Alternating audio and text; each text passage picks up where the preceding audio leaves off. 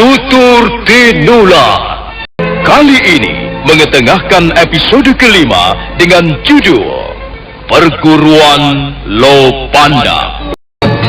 Dalam seri ke-127 ini didukung oleh para pemain Ferry Fadli sebagai Arya Kamandanu, M. Abud sebagai Arya Dwi Pangga, Eli Panca sebagai Nyi Rongkot, Wan Dahlan sebagai Kepala Desa, Lili Nur Indasari sebagai Nari Ratih, dan Asdi Suhastra pembawa cerita.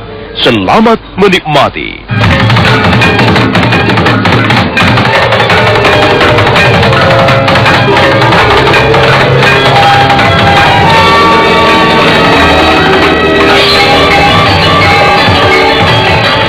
Arya Kamandanu berlarian ke sana kemari seperti sedang kesurupan makhluk halus. Suatu saat dia memandangi rumahnya yang nampak terus dilahap sang dewa api. Kemudian kembali lagi ke jenazah ayahandanya yang tergeletak di tengah halaman. Siapa yang melakukan perbuatan biadab ini? Ayo, tunjukkanlah dirimu. Aku tantang kau berkelahi sampai mati. Aku tidak peduli siapa dirimu. Ayo keluar. Ini, hadapilah aku, Arya Kamandanu.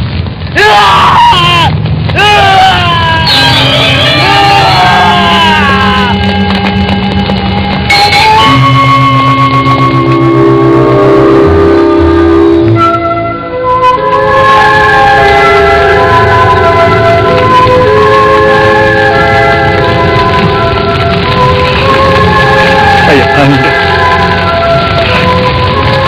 mengapa Ayahanda mengalami nasib begini hina? Maafkanlah aku, Ayahanda. Aku tidak bisa menjaga keselamatanmu. Aku selalu terburu nafsu hingga peristiwa pahit ini terjadi. Tapi percayalah, Ayahanda, aku tidak akan tinggal diam. Akan kucari orang-orang itu. Akan kubalas tindakan biadab ini.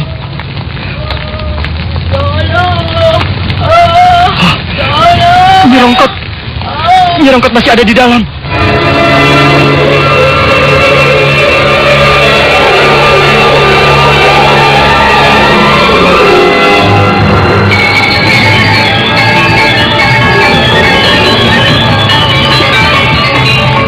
Dengan sebat Arya Kamandanu melompat meninggalkan halaman.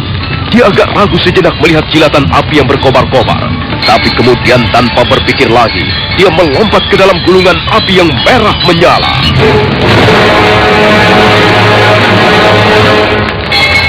Sambil menahan sengatan api yang terus menjilat ke sana kemari, Arya Kamandanu berlarian di hampir seluruh ruangan. Akhirnya dia menemukan Nyi Rongkot yang tergeletak di lantai. Sebagian rambut perempuan tua itu sudah terbakar dan sebagian pakaiannya juga hangus terbakar. Sedangkan kedua kakinya tergencet sebuah balok api yang masih menyala-nyala.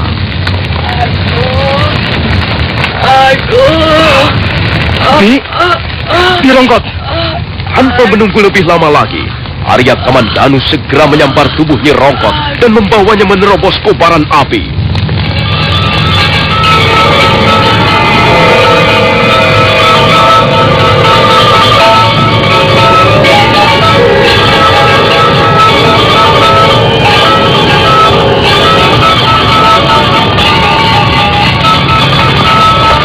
Arya Kamandanu membaringkan tubuh Nyi Rongkot di atas rumput di halaman belakang rumahnya.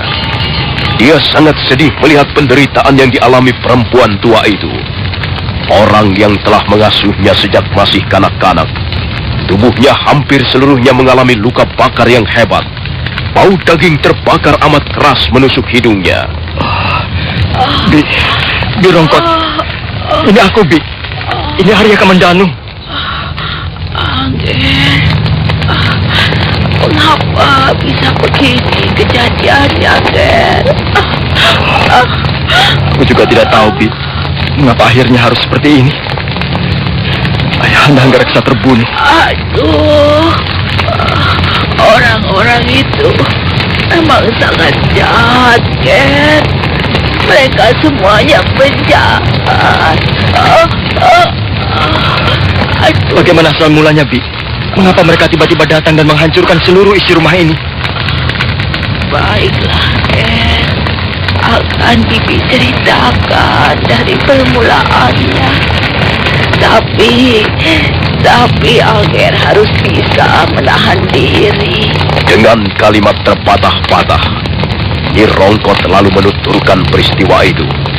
Bahwa hal itu bisa terjadi karena ulah saudara kandungnya sendiri, Arya Dwi Pangga.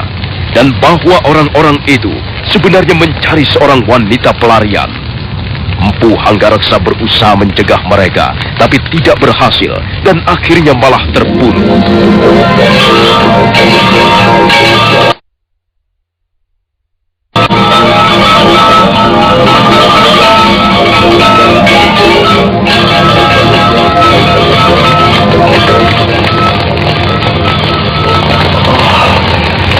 Jadi mereka mencari mesin.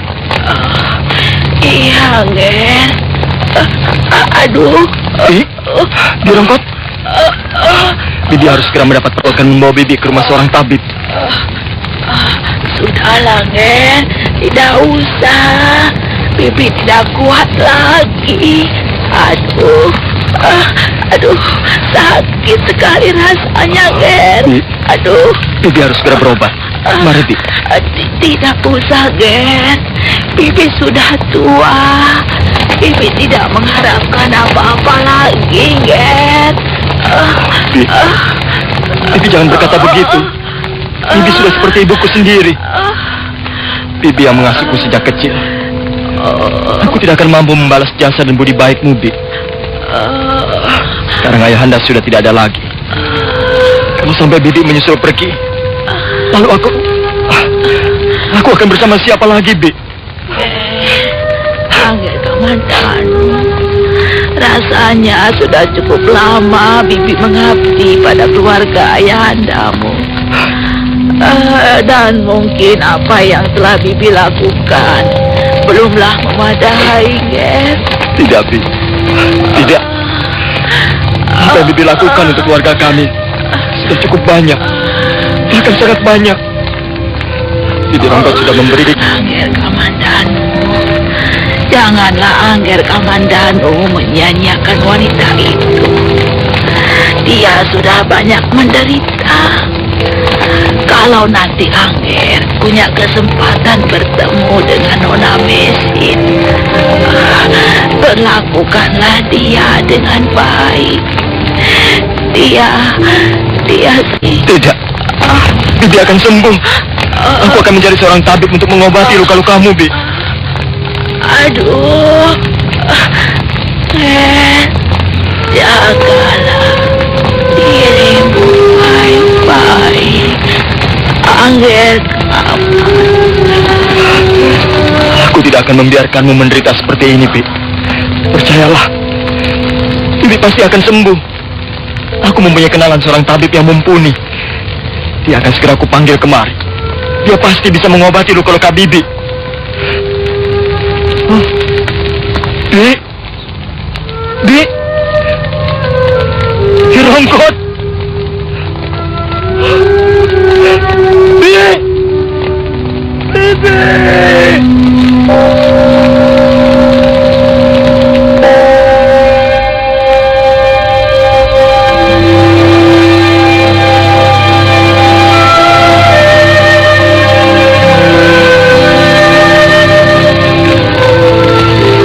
Separuh bagian lebih rumah Empu Hanggareksa dilahap sang Dewa Api. Serambi depan sudah musnah menjadi arang. Bagian gandok samping pun sudah termakan api. Dan api itu masih terus menyala-nyala dengan lidahnya menjulur ke sana kemari, mengikuti tiupan angin malam. Arya Kamandanu duduk merenungi kematian Nyi Rongkot, pengasuhnya sejak masih kecil.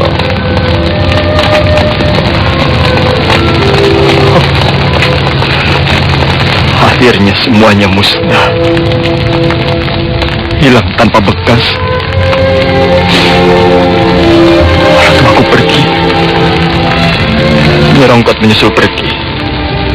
Dan mesin pun pergi. Entah sekarang ini dia ada di mana. Semuanya pergi. Dan tempat ini hanya tinggal puing-puing masa lalu.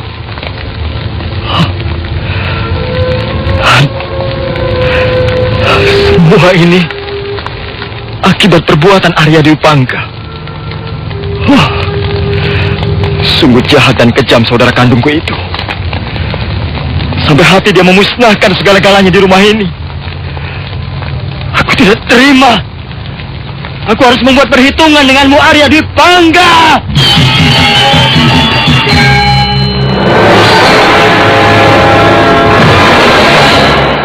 Dengan wajah merah padam, Arya Kamandanu segera melompat ke arah punggung kudanya. Aku tidak peduli. Arya Dwi Pangga itu kakak kandungku sendiri. Dia sudah melakukan tindakan brutal yang menyebabkan kematian dan penderitaan orang lain.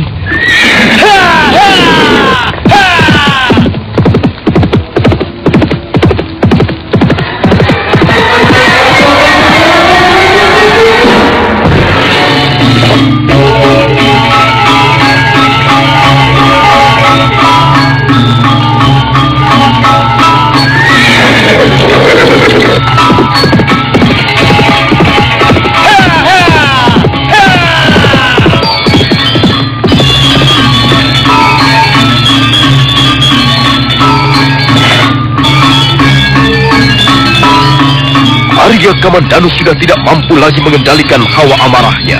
Dia bermaksud pergi ke Manguntur malam itu juga. Tapi ketika melewati rumah kepala desa Kurawan, mendadak dia menarik tali kekang kudanya dan segera membelokkan hewan itu ke halaman rumah kepala desa.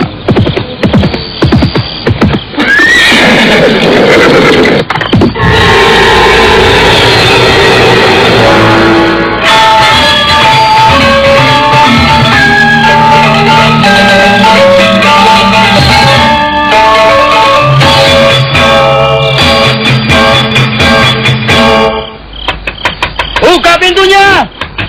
Cepat buka pintunya!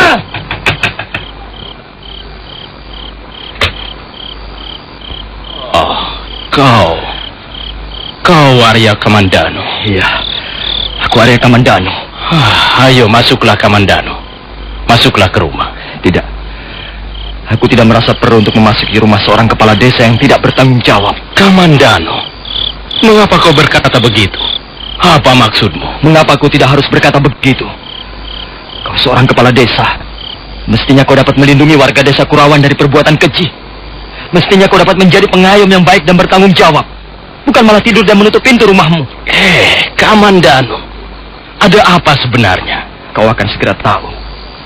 Matamu akan segera terbuka lebar kalau sekarang ini kau pergi ke rumahku. Dengar, ada sekelompok orang membakar rumahku, membunuh orang tuaku dan pembantuku yang setia. Kau tidak percaya? Ayo, sekarang juga ikut aku. Tunggu Kamandanu. Jadi mereka melakukan juga akhirnya. Kau seorang kepala desa yang mau enak sendiri. Di mana rasa tanggung jawabmu pada warga dan keamanan desa ini? Sabar Kamandanu, sabar. Baiklah, memang aku mengakui bersalah. Percuma kau mengaku bersalah. Apa yang dimiliki keluarga Hanggareksa sudah musnah. Semuanya musnah. Kamandanu, aku ikut prihatin sekali. Kami semua ikut prihatin atas musibah yang menimpa diri keluargamu. Sudahlah kepala desa. Tak perlu kau banyak bicara. Tak ada gunanya lagi. Mestinya kau bisa mencegah agar peristiwa ini tidak terjadi. Bagaimana aku bisa mencegahnya, Kamandanu? Kau kan kepala desa. Kau bisa mengerahkan warga desa. Dan kalian bisa beramai-ramai mencegah tindakan brutal ini. Mana mungkin, Kamandanu. Yang kita hadapi adalah pengawal Praja Kediri. Mereka itu prajurit-prajurit dan pendekar kelas 1. Dan karena mereka prajurit Kediri, lalu kau takut? Aku tak ingin banyak jatuh korban, Kamandanu. Melawan prajurit Kediri berarti melawan pemerintah Kediri. Aku tak ingin desa Kurawan ini dibasmi dan di bumi hanguskan. Dan karena itu hanya keluargaku yang menjadi korban? Keluargaku dibantai seperti anjing jalanan? Iya. Orang tuaku memang sudah tidak dipandang lagi di desa ini. Bukan begitu, Kamandanu. Kau jangan salah mengerti. Memang, sekarang ini ayahandaku Empu Hanggareksa sudah kehilangan pamornya. Tapi apa kau tidak ingat zaman dulu? Ketika ayahandaku masih mendapat angin baik, kalian selalu datang dengan menundukkan wajah untuk mohon sumbangan ini, sumbangan itu. Kalian selalu menomorsatukan beliau.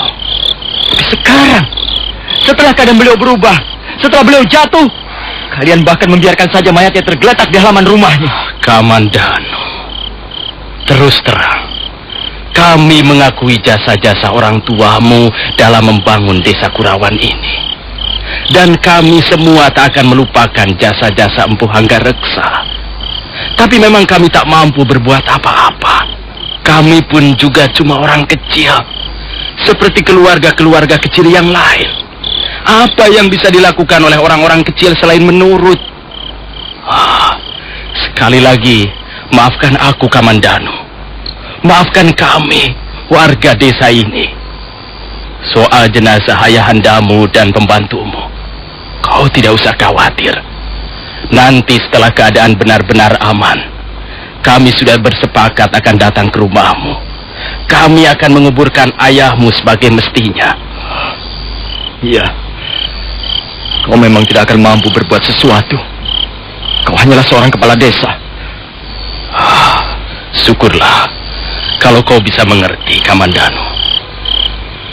Kami pun sudah berusaha untuk melindungi keselamatan ayahandamu. Kami tak mau melapor bahwa di rumahmu ada seorang wanita pelarian. Kami berusaha untuk menyembunyikan rahasia ini, walaupun pasti akan timbul akibat buruknya. Arya Kamandanu tidak menanggapi lagi kata-kata kepala desa Kurawan. Dia segera kembali ke arah kudanya, dan sebentar kemudian dia sudah terguncang-guncang lagi di punggung kudanya.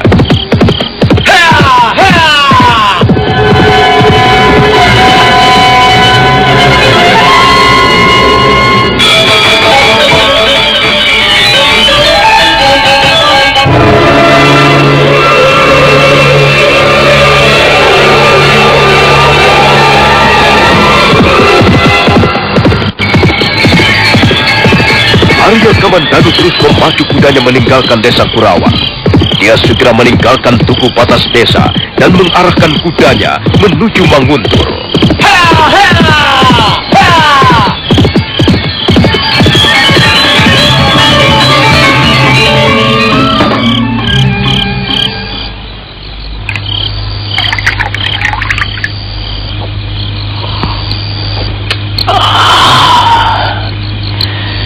Nikmat sekali rasanya.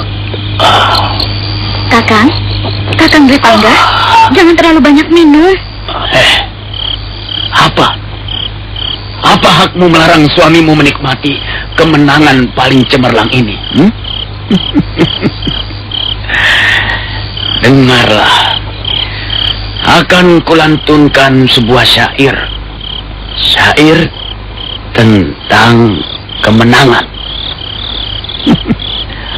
Bulan, matahari, bintang gemintang tercelup di dalam tuak yang enak. Dan cairan indah ini pun menggelincir dalam kerongkonganku. Urat-urat darahku terkembang bagaikan sebuah payung di tangan gadis jelita. Kuteguk arak dan kutatap wajah dunia. Kuteguk arak dan kurebut seluruh rasa bahagia. Kuteguk arak dan kucampakkan semua musuh-musuhku. Kuteguk arak dan kujinjing sebongkah kemenangan. Katakan sekali lagi bahwa kemenangan itu ada di tangan kanan kiriku. Dan ku teguk arak sambil tertawa berderai. Oh, Kakang, hentikan semuanya ini. Apa? Hah? Apa katamu, Ratu? Hentikan, Kakang. Hentikan tuakmu itu. Kau mau melarangku minum cairan kemenangan ini?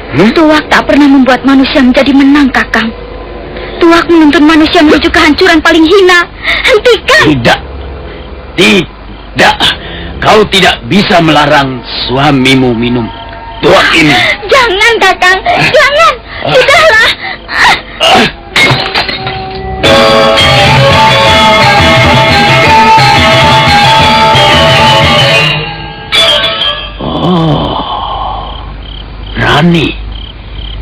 Rani kau menampar cangkir tuaku hingga pecah. Berani kau melakukannya, Rati? Jangan, Kakang. Aku bermaksud baik. Aku tak ingin kau mabuk. Aku tak ingin kau terlalu banyak minum cairan setan itu, Kakang. Kaulah perempuan setan. Kau selalu mengganggu kesenanganku.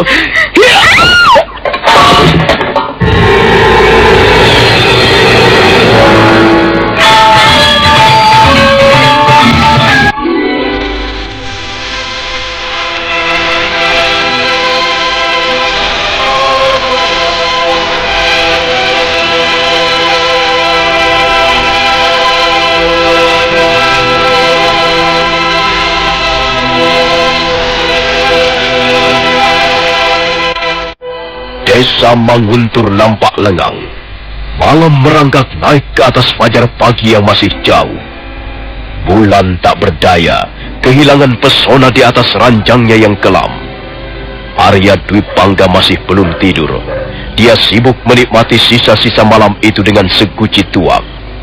Istrinya, Nari Rati, berusaha mencegah jangan sampai suaminya mabuk. Oh, jangan, Kakang. Hentikan. Kakang.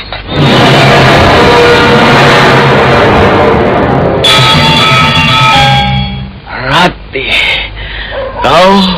kau berani melakukannya, Rati. Aku bermaksud baik, Kakang Dwi Pangga. Aku tak ingin kau mabuk. Aku tak ingin kau terlena oleh bujukan minuman setan itu. Kaulah itu perempuan setan. Kau selalu mengganggu kesenanganku. Ayo.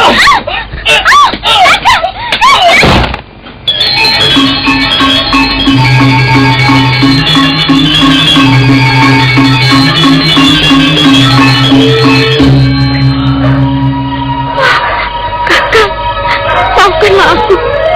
Aku tidak bermaksud mengganggu kesenanganmu.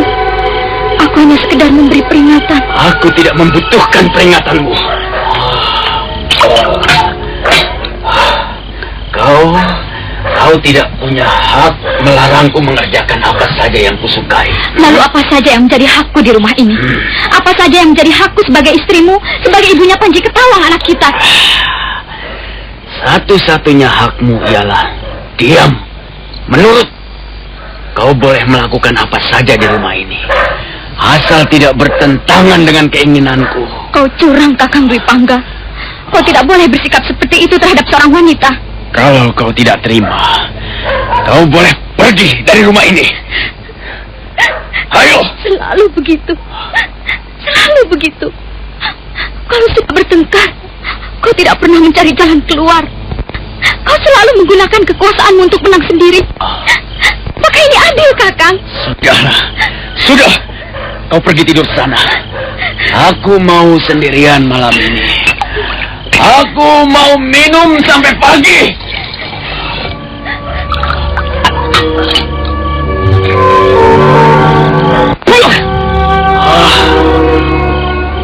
Dendam di hati seorang laki-laki mengalir bergemuruh bagaikan sungai Bengawan, membelah lembah-lembah yang hijau, menerjang dinding-dinding batu kapur, dan akhirnya bermuara di secangkir tuak. Sebuah gunung berapi telah meletup, memuntahkan lahar dari kepundan, menghembus awan panas mematikan, menyapu bersih desa-desa di bawah. Dendam seorang laki-laki adalah sebuah gunung berapi. Dia akan meletup dan memusnahkan segalanya, atau diam dan menghancurkan diri sendiri.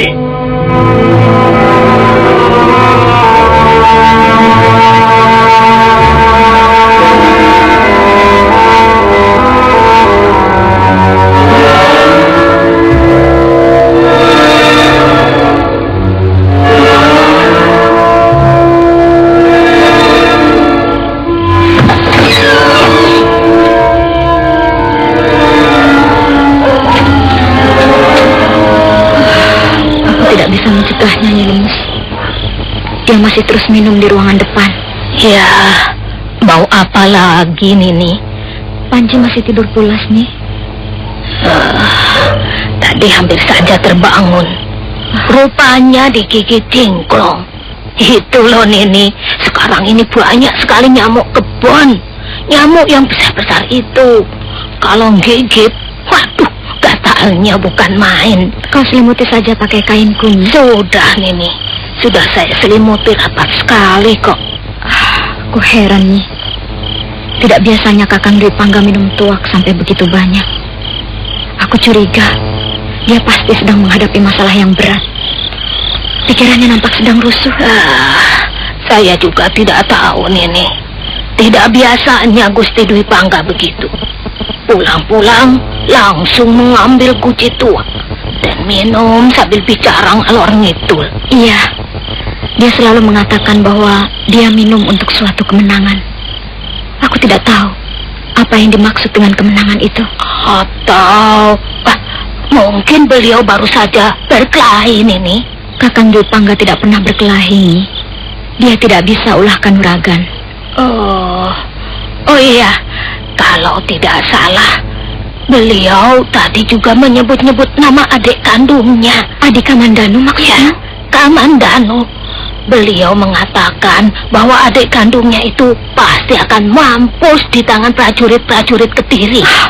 Apa benar dia berkata begitu? Iya, Nini. Saya mendengar jelas sekali kok. Tapi barangkali beliau hanya sekedar bercanda saja. Ya, maklum orang mabok. Bicaranya suka ngaco. Tidak, Nyi. Kalau memang dia berkata begitu, pasti ada alasannya. Aku jadi khawatir. Baiklah, kau tunggu Panji Ketawang sebentar ya, Nyi. Aku akan menanyakan soal ini pada Kakang Dwi Pangga. Sudahlah, Nini. Lupakan saja. Gusti Dwi Pangga pasti sudah tidak ingat lagi karena mabok. Tidak. Pasti telah terjadi apa-apa antara Kakang Dwi Pangga dan adik Kamandanu. Alah, hati-hati, Nini. Saya suka takut kalau ada orang mabok. Serem. Saya takut Gusti Dwi Pangga ngamuk. Kau tidak usah khawatir, Nyi. Tentu saja aku akan menggunakan cara-cara yang halus.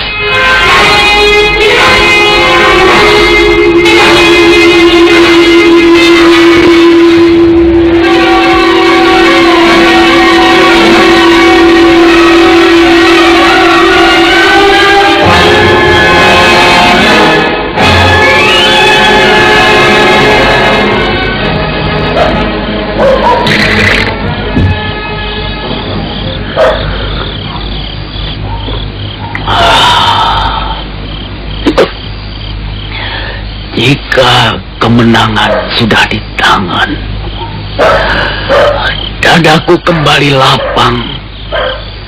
Badai jiwa berlari bagaikan pencuri, dan musuhku berlutut bagaikan cecurut. Kakang Dwi Pangga. Kau datang lagi, Rati. Ada apa? Siapa yang kau maksudkan dengan musuhmu itu, Kakang? Musuh adalah hama perusak tanaman. Musuh adalah serangga pengganggu tidurku. Musuh adalah batu kerikil dalam makananku. Mereka tidak senang melihatku senang. Apakah mereka itu manusia atau sesuatu yang lain? Hati. Kau pikir tanganku menjadi semper seumur hidup? Karena siapa? Ini adalah perbuatan musuhku. Perbuatan orang yang iri dan dengki padaku. Kakang, kau masih saja membesar-besarkan persoalan itu. Kau masih saja sakit hati. Benar, Rati. Tapi sekarang rasa sakit hatiku sudah jauh berkurang. Sakit hatiku sudah agak terobati, Rati. Sudahlah, Kakang Dwi Pangga. Tidak baik menuruti hawa nafsu dendam. Hal itu bisa merusak hubungan baik keluarga. Bagaimanapun, adik Kamandanu masih saudara kandungmu sendiri. Dan aku yakin dia melakukan itu semua di luar kesadarannya. Dia tidak akan bisa melakukannya lagi. Iya, Kamandanu boleh merasa jago. Dia punya ilmu kanuragan yang tinggi. Tapi apa artinya itu dibanding dengan prajurit-prajurit Kediri? Kakang Dipangga, apa maksudmu, Kakang? Kau ingin tahu, Rati? Dengar baik-baik. Aku sudah menutup pintu persoalanku dengan keluargaku. Masalah ini sekarang sudah berada di dalam genggaman pemerintah Kediri. Iya, aku melakukan ini semua tanpa penyesalan.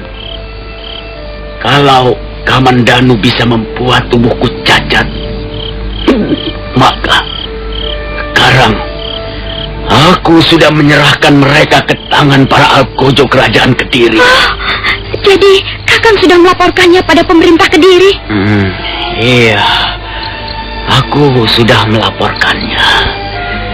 Dan barangkali sekarang ini mereka yang ada di rumah itu sudah diangkut. Sudah diangkut ke kota Kediri untuk diperiksa dan diadili. Kakang Dipangga, sampai hati kau melakukan perbuatan seperti itu. Aku tidak peduli. Aku tidak peduli. Masa bodoh dengan mereka itu. Kau kejam sekali, Kakang. Kau tega mengkhianati keluargamu sendiri. Aku tidak ingin dikalahkan, Rati. Aku tidak ingin menjadi olok-olok mereka. Karena aku tidak mampu berkelahi seperti Kamandanu. Tapi rupanya bukan hanya kemampuan tenaga dan otot yang menentukan kemenangan seseorang. Jadi apa yang telah kau capai sekarang ini kau anggap sebagai kemenangan? Iya, tentu saja. Tidak, Kakang. Justru sebaliknya kau yang kalah. Aku yang menang. Akulah yang jago, bukan mereka. Kau jangan menipu dirimu sendiri, Kakang Dipangga. Rati, kalau kau tidak percaya, kau boleh menjenguk rumah Empu Hanggareksa sekarang ini. Berapa puluh prajurit telah mengepung rumah itu. Dan mereka bisa berbuat apa? Kau bukan pemenang yang sejati, Kakang. Diam kau! Kau telah mencapai tujuanmu dengan cara-cara yang sangat keji dan tidak manusiawi. Diam! Kakang Dipangga, mengapa kau tak memiliki harga diri lagi? Mengapa kau gadaikan harga dirimu sebagai laki-laki dengan harga serendah itu? Persetan dengan omongan-omonganmu itu. Persetan! Kau telah lupa, Kakang. Kau telah kehilangan dirimu sendiri. Rati, kalau kau tidak mau ikut menikmati kemenanganku ini, lebih baik kau tutup mulutmu. Aku tidak ingin kau terjerumus lebih dalam lagi, Kakang. Mengapa kau tidak juga mau insaf? Dulu kau pernah berjanji akan membuat keluarga kita tentram dan bahagia. Tapi nyatanya... Diam kau perempuan hina. Tidak tahu diri. Kau masih saja menyalahkan suamimu dan membela mereka. Sama saja kau melumuri wajahku dengan kotoran. Aku menuntut hakku sebagai seorang istri. Dan aku menuntut hak Panji Ketawang sebagai seorang anak. Kurang ajar. Baik. Tuntutanmu akan kukabulkan. Nah, terimalah apa yang kau sebut-sebut sebagai hak itu tadi. Terimalah ini. Ampun, Kakang. Ampun. Nah, apa kau masih kurang terima juga? Sudah, Kakang. Sudah. Aduh, sakit. Lepaskan rambutku, Kakang. Lepaskan. Ini. Ambillah hakmu. Kuberikan semuanya. Ini. Alah, jangan. Mau apa kau, Nyelemus? Jangan. Mau apa kau? Aduh, Gusti, itu Nini Rati, kasihan. Pergi sana, Nyelemus.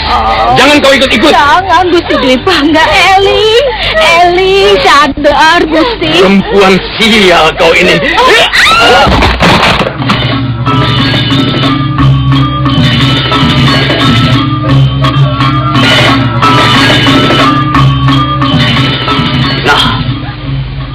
Itulah upah orang yang suka menuntut haknya. Oh alah. Kau pikir aku ini siapa? Ini Kau pikir Arya Dwi Pangga ini apamu? Nini Rati.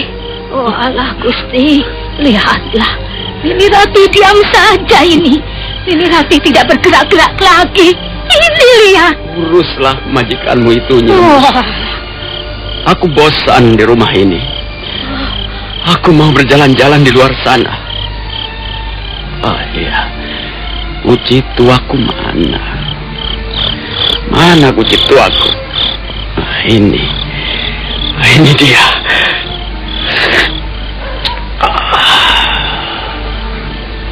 Kan ku jelajah sisa-sisa malam ini sampai ke ujung-ujungnya yang gelap gulita.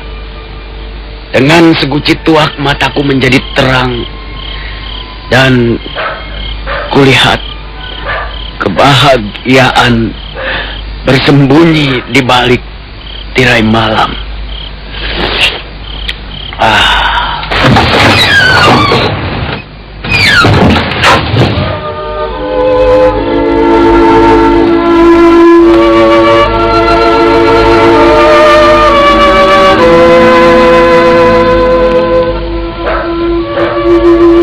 Nini Rati. Oh alah, kok masih diam saja? Oh Gusti, bagaimana ini? Bagaimana ini? Nyi Lemus kelihatan sangat kebingungan karena Nari Ratih masih belum juga mau bergerak dan sadar kembali.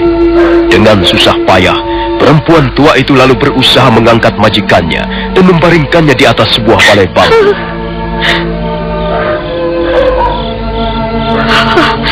Oh alah, aduh Biu, tapi nafasnya masih ada. Oh, Gusti Dwi Pangga, mengapa seperti itu kelakuannya pada istrinya sendiri? Oh, kasihan kau Nini Rati. Oh, alah, kok sepertinya ada suara kuda menuju kemari. Oh, iya betul, ada suara kuda.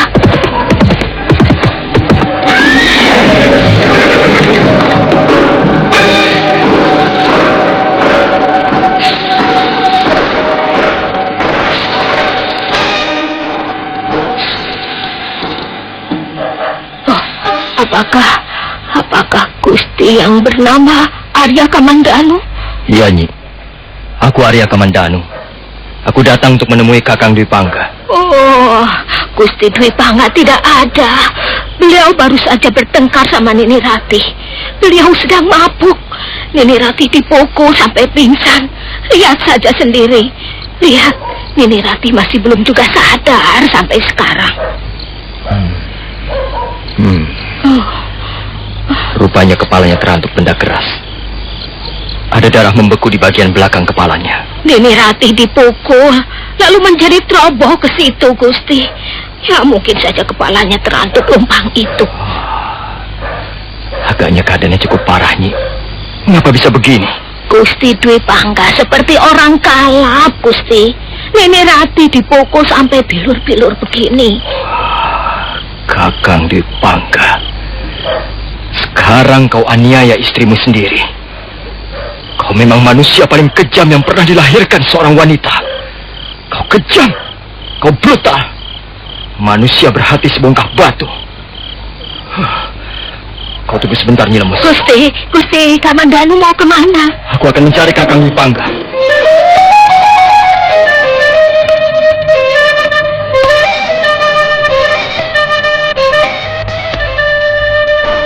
Malam terus merangkak turun dengan sisa-sisa tenaganya.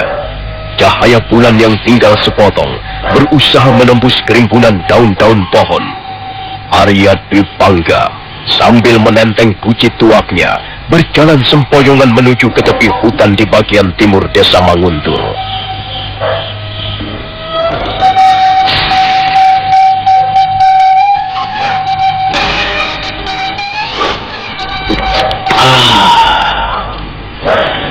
Ku tenggak seguci tuak dan mencoba kulupakan seluruh isi dunia ini. Apa pedulimu dengan bulan yang berintih di sana? Persetan dengan hidup bayang-bayang. Terekam kau dengan cakar-cakarku yang edan. Mari, ku mangsa kau dengan mulutku yang manis dan berbisa.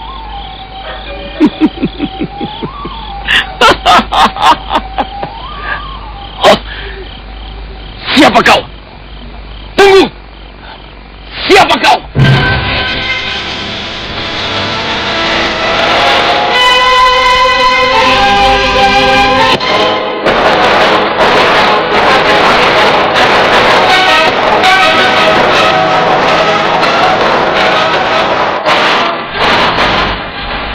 Arya Dwi Pangga menghentikan langkahnya. Dia berdiri dengan tubuh bergoyangan, sementara matanya menatap seseorang yang tiba-tiba saja muncul dari balik kabut malam yang dingin. Nah, saudara pendengar, bagaimanakah kisah selanjutnya? Silahkan menunggu seri berikutnya. Sampai jumpa.